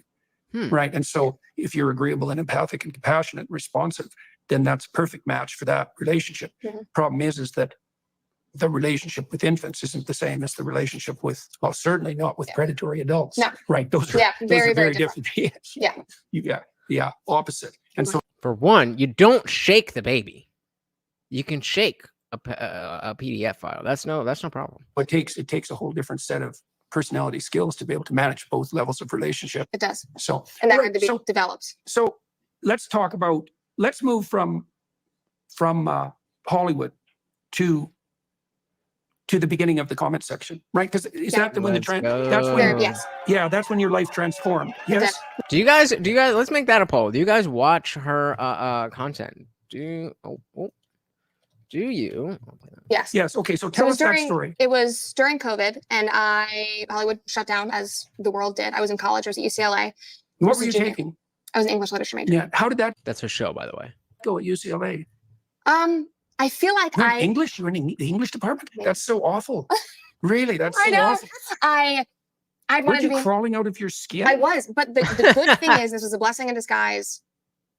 I had a much better experience in a twisted way because of COVID, because I got to go home and because I was in online see. So you classes. were- You were protected from the protected. university. Yes. Oh, God. I know. That's so But awful. I had a unique experience because I emancipated myself at 15. That's when I graduated high school. Started doing So you graduated from high school at 15? yes. Oh, Yeah. well, congratulations on that. Thank you. Mhm, mhm. And And I- why did you emancipate yourself? I think a lot of people assumed that it was all for acting, but it was mainly family. My parents' divorce had gotten pretty messy. I was She's like, fuck this shit, I'm out. being used in the middle of it, inadvertently so. Mm. I think that is something that there needs to be like classes on this. If you're in a relationship and you have children and you're breaking up, how to not use your children as pawns. Because what did she say? She was in the middle of it inadvertently. So it's not like it's not like she was directly being used as a pawn. Mom saying, "Oh, I'm going to do this so to screw over your father," and vice versa. Inadvertently, it still happens, and I think that's probably one of the biggest things. That she emancipated herself at 15. Like, what else? What else do you need here? and I was being used in the middle of it, inadvertently so. And that was not a position that I wanted to be in. And I was making enough money to remove myself from that situation. And I think the most important one was my brother's schizophrenia had really taken off at that point, and it became a physically dangerous situation to be at home. And there was, because remember, she said now he's permanently in a facility. a lot of turmoil. There were just a lot of outbursts. My mom was splitting her time between California and then flying back to Tennessee to handle the divorce and the division of my parents' estate while simultaneously coming back up to Los Angeles. My brother was homeless at the time, was using drugs. When she was gone, I would be the one to go literally find him on the streets of California, and he would be, passed out, drugged out of his mind.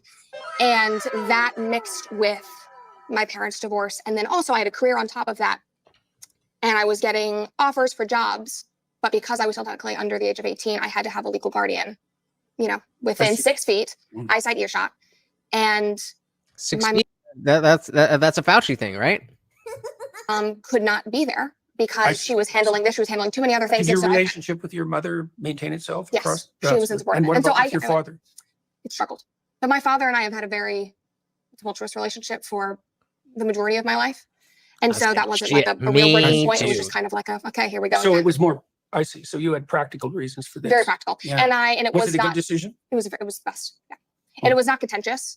I came to my parents and I said, this makes logical sense. I have a career. Yeah. I am in college. You graduated. Yeah. I'm in college. Right. And been working and making shit happen for the last 10 years. So you were ahead of the curve. I was ahead of the curve, and I'm, sitting here in Los Angeles, and my mom basically, she agreed, and she said, if I leave, that means you're going to have to leave because I can't leave a 15-year-old child here in Los Angeles with a drug addict, schizophrenic brother on the street. I'm not going to do that. So you'll have to come back to Chattanooga. And I said, I don't want to do that. I don't want to go back to Chattanooga. I don't. Makes sense. This is interesting. I was a lot like her, but being a guy, I had to learn to have boundaries, but not well enough because I wouldn't let someone else be bullied. But I did do anything when it was, but I did do anything when it was me. Yeah. Again,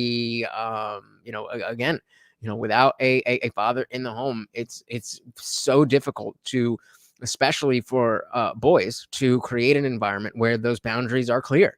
And so having to grow up too fast is something that is all too common. And then I think the reaction to that then being that those who have experienced that then become the gentle parents and create a rift in understanding of experience. Then, it goes back to our Gen Z thing, which, by the way, guys, did hit 100,000 views. Thank you to each and every one of you who watched that video. But it's no wonder that Zoomers with millennial or Gen X parents who the parents grew up, having to grow up too early, being bullied, not in a great household, then create a perfectly, almost utopian childhood for the next generation, and then not understand why, like, how come you don't look at the world the same way we do? It's like, well, stupid. Because it's a different world. It doesn't look the same anymore. I want to live in the middle of your mess, of your divorce. I'm not going to do that again. And I have opportunities. And so there's the time you said no. Yeah. And I said, I'm going to do this. And so we went to court in Chattanooga. My oldest brother helped me. My parents signed off on it. And, but, I lived with my mom after that. Like, it was not like I was ever around her, but I got a job at Trader Joe's so that I would have a stable income in between acting jobs. And I worked there for 5 years and just kept that job until I left California. Best job I ever had. And what'd you do at Trader Joe's? Just a bag girl, basically. We did. People at Trader Joe's do everything. You stock the shelves, you bring in orders. And you liked that? I loved it. Why? I felt physically useful. I see. So there was immediate reward element. There was immediate reward. I loved the appreciation from the customers, and I loved meeting interesting people. Because if you go to Trader Joe's, you're always talking to people. Like the joke with Trader Joe's is the cashier flirting with you or not? You go there to have social hour. And I loved that aspect of it. I loved meeting new people. I loved feeling like I had a purpose every single day in a very acting in Hollywood is very sporadic. Yes. And you can be working on a series, be a series regular, and then they cancel the show. You have no work, or you might not work for this. Yeah. And I am. Yeah. So that definitely, in terms of what I was just talking about having a routine and creating a life for yourself of this is what I do. and being able to fit in the things that maybe you don't necessarily want to do them, but you know that you have to do them. It's very difficult when you don't have that regularity. I'm pretty habitual, and I like knowing exactly. Everyone is. Okay, that's not crazy. Well, my suspicions are you're probably far less that way than most people. Yeah. Well, because you take all sorts of risks. That's and true. you're able to tolerate, a very dynamic life. Yeah. It's like people are creatures of habit, like you can't possibly imagine, Yeah. and they go crazy way faster than you think if y'all wouldn't be able to handle this shit. Their habits are disrupted. It's really hard on people. We're pack animals, right? We like an orderly social environment. Yeah. We like a high degree of predictability, and we like the same things, at least a fair number of the same things happening on a regular and predictable daily schedule, weekly, monthly, all of that. Otherwise, the threads start to show. Yeah. Do you think it was because I was experiencing such an extreme high and low? Because you are right, because I do take risks. I have been in very unconventional situations my whole life. Yeah. So I wonder, I also think it might have been again, going back to family, it was so turbulent, it was so up and down, Yeah, and I well, think you I just needed some kind, I had no structure. There is So that I think is, kind of what Nick is talking about here, about having just having that role model. Even, the father is always going to be the best thing, but if that's not an option, which for too many people it's not an option, then having some type of parental or father figure in your life is again going to be is going to put you so much further ahead than somebody who just has mommy and nothing else. And that's not anything against women. It's just you're not men. Absolutely no reason whatsoever to have to formulate a rationale for wanting some habitual predictability. Yeah. Right. People, they cannot function without that. Right. People think of anxiety as something inside their head. That's not right. You're anxious when everything around you is coming apart. And so the anxiety is a reflection of that. Now, you can find yourself in situations where your physiological state or your psychological state makes you overreact to uncertainty in the environment. But generally, for example, when someone develops major depressive disorder, it's in the aftermath of something truly awful. Yes. Like they just don't fall apart for no reason. Now, having been broken once, they may be more susceptible to being broken again in the future. And so this goes to this notion that you can just develop like a chemical imbalance. It can happen, but it is usually it's not usually just out of nowhere. It's usually a combination of nature and nurture. So you may be more predisposed to have some type of chemical imbalance, but unless there is some environmental trigger, whether it is your family life or your job or you lose somebody close, whatever it is, it's not. If you have healthy habits, then it's not very likely that you're going to fall into a depression. It's not exactly a psychological problem. And anxiety is not a psychological problem. It's a navigation problem. And, you had a complicated and mutable home life, and your career was very complex and multidimensional. The fact that you found a job that had this level of predictability and sameness and found that, what would you say, that offered you a certain degree of security, that requires no explanation whatsoever. Yeah. Well, I loved it. This is a good thing to know about kids too. Like you want to routinize your children, right? Routinize. I don't know if I've heard that word before. I mean, I get routinize, make them, but I don't know if I've heard that word. Is that a real word? They get up at the same time. They eat at the same time. They get read to at night at the same time. Like they need these little islands of stability. Then they can use those islands of stability as places to explore from. But if they're in chaos all the time, if you put your children in chaos all the time, they will torture you to death, and you deserve it for not setting them up with these predictable daily routines. That's how they organize those are the islands. It's like at the beginning of time when the earth emerges from the primordial waters. It's these islands of stability. That's what it now allows people to plant their flag in the ground and to establish themselves. Absolutely. And I mean, as much as I did not love my many aspects of my childhood, I think routinizing me was one thing that my parents did very well. And, obviously, we all had to go to school and stuff, but I also had lots of extracurricular activities. Like every from the time I was 5 years old, every Saturday morning, not afternoon or evening or right early in the morning, like 9 a.m. I would have guitar lessons. Then I would go to some type of sports thing. Then Sunday was church all day, and I didn't get to have like more than one day in a row where I was just able to sleep in until I was in high school. It was just not a thing in my house. You just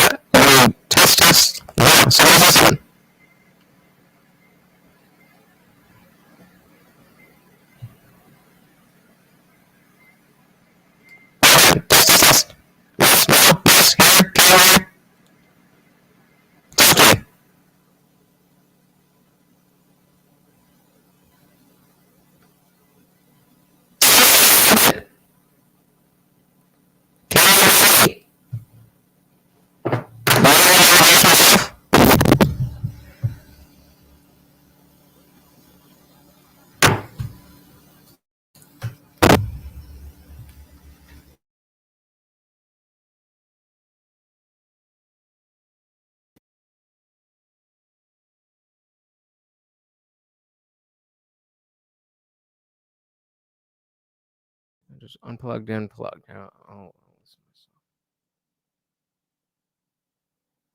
Open. Play. Where's the fucking play button? Oh, for fuck's sake.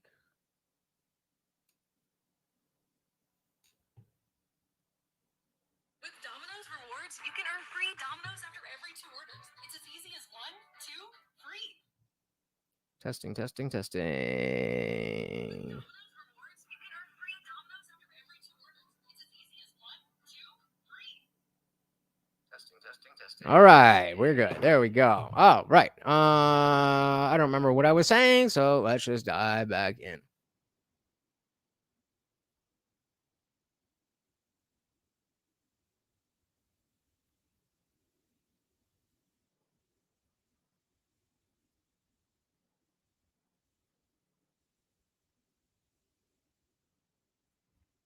The Daily Wire.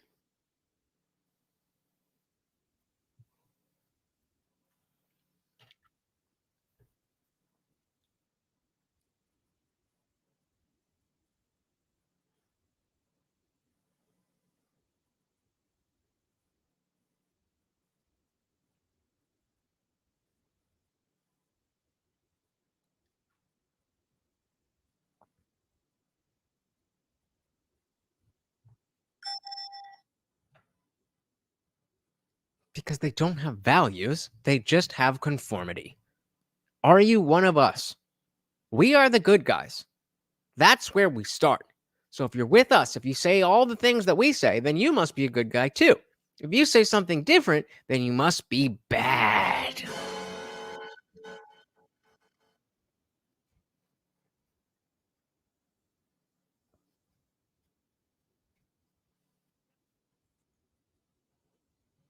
Oh my God.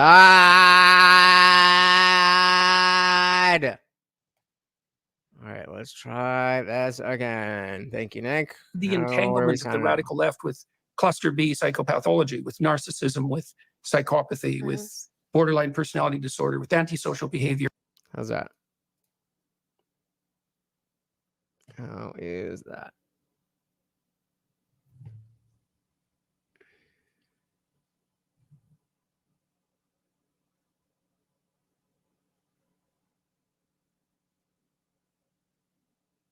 Good. Thank you.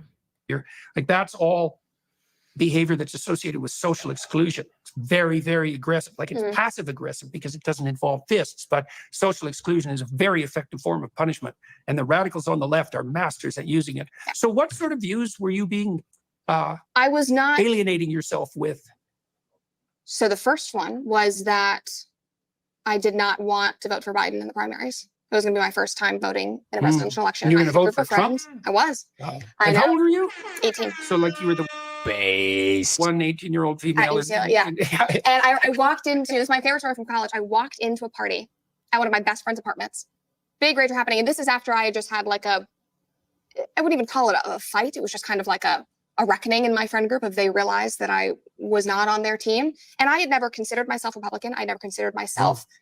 I just didn't even think about it. My family. Right. So you weren't political up there. No, I was not. My family was always more on the right. My mom studied under Ayn Rand. She was a libertarian. My oldest brother, who was one of the most important people in my life, incredibly, incredibly libertarian as you can get. And let's go. My mom raised us based on values instead of politics. She didn't talk about politics. She didn't talk about current events, but she talked about personal responsibility. She talked about accountability. One of the greatest things that she taught me, sort of what you touched on when you were talking about. It's almost like the American identity. It's almost like everything that I've been saying forever is exactly what we should be teaching our children. The values that we want to see in society, not which team you're on, the values.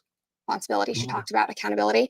One of the greatest things that she taught me, sort of what you touched on when you were talking about anxiety being, the mirror and something that's external, is that you can only control your response to the circumstances in your life. Again, that you are in control. She valued freedom and independence. And then the more political stuff was fiscal responsibility, but we didn't even talk about that in terms of politics. It was just, we would sort of touch on taxation in my homeschool, civics class. Right. So your mother really helped you with the understanding that you had some choices to make in your life and that you could make them well, and then you emancipated yourself. So that I sure made my choice. Yeah. Independence. And this all really came to a head as COVID was taking off. Did you finish your degree at UCLA? I did. Oh, congratulations. Good for you. You stuck it out. I did. Even though you took online courses. I did.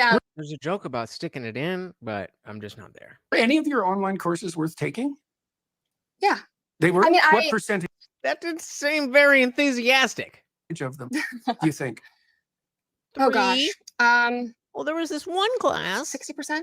But I'm a major English lit nerd. Like I loved English lit all throughout high school. Since the 5th grade, I knew that I wanted to be an English major because I love stories. I love stories. I love understanding the human condition through stories.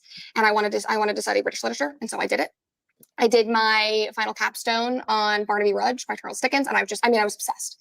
And so a lot of the classes I made it through just because number one, I already knew my values. I had a great foundation. I wasn't easily deterred, and I cared more about stories. And I did have a few good professors. Actually, the best and most common sense driven professor I ever had was at Berkeley, because I did a business program at Berkeley's grad school. And she was the most right wing, commonsensical at Berkeley. At Berkeley's grad school at the School of Business. Oh, okay. Well, you might find someone like that hiding in the business school. And but think about how, like, if it was the other way around. If it was the case that you grew up in a liberal family and you go to this school where you happen to just have the most right wing, which are not going to be like far right, but they're just comparatively more right wing professors and whatever, that is that's not going to play out the same way where it's just like, oh, okay, well, you're different and we'll accept you for being different. But as they were talking about before, if you take one step out of line, you're gone. There's something else there. I don't know what it is yet, but the resilience of having to grow up and be on the outside, being counterculture, being not in the popular group, not whatever that manifestation is, whatever we're talking about there. I think that builds character. Because, as we get older, there's no cliques and groups. I mean, there's just, are you obsessed with your political party? Other than that, we don't have like cliques and like that. I mean, you might have hobbies where you go and find like-minded people, like the free Discord server that you can join for free. But I think it's a mentality, and that it pairs with that stereotype of the guy or girl who peaked in high school, and then you go to like the 25-year reunion, and they're still just like, oh, remember when we played the football game against this school and I scored the winning touchdown? I don't know. I think it says a lot about building character. Shout out to Ayush Gupta. Welcome to the party. Yeah, I mean, I don't know. It's sparse tonight. I had to go for a reach. But welcome to the party. Berkeley. At Berkeley's grad school, the Haas School of Business. Oh, okay. Well, you might find someone like that hiding in the business school. And she was fantastic. How did your professors respond to your essays and so forth at UCLA? The worst case of this was actually in my first semester at UCLA. So just a little bit of context, so I know something just happened. I just heard something. Are we good? I'm gonna let it play. Let me know. Keep getting off of the Daily Wire thing, but I think you'll find this interesting. You'll find this interesting. I did community college for the first 2 years, so I didn't go to university for all 4. Hey, we got our boy Indie Film in the building. Welcome to the party. So it seems like the left is a cult. I'm sure they think the same about the right and libertarians, which of course are a cult. Everybody's in a cult. I mean, that's what I mean though. That's the only group really that we tend to feel the need to be a part of. And then that's why you're seeing the lack of all these things, building character, building personality. Then that's why am I frozen? I think about it. Oh my God. Can you still hear me? This is, oh my God. I am in a very bad mood right now.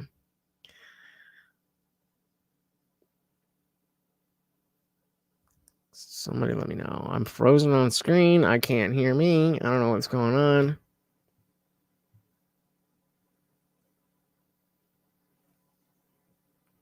Testing.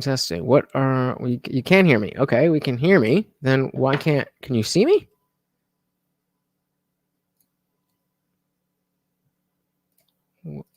My thing's just frozen. All right.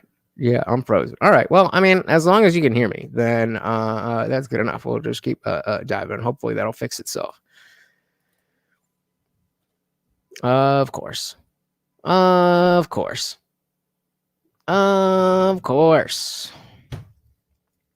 it's not working. I think it's one of those nights, guys. We'll give it two minutes, but I'm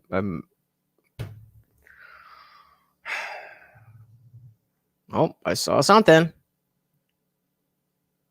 Bottom crawl is still going. Okay, cool. Well, then can we get some internet to do the internet? It's clearly working. Like all of this just loaded. So what are we doing? Do the thing. All right, guys. I don't know what's happening. And I think I'm just gonna call it. This is not going my way. Everything seems to be going wrong. Nothing seems to be going right. The internet's fine. I'm frozen. Yeah, I'm just gonna call it. Give it 2 more seconds.